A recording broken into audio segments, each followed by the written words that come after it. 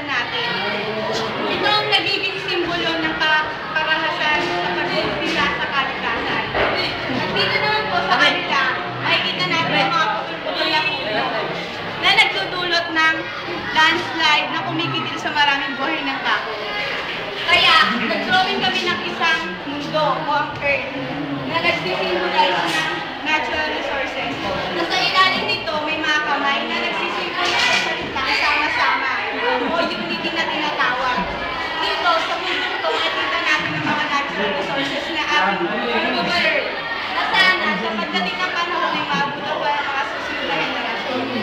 Dito, makikita natin ang mga malinis na tubig, maraming puno, at kung ano-ano pa. Sana, i-preserve natin ito bilang isang kayamanan. At sana sa susunod na henerasyon, ay maging mas maganda. Salamat.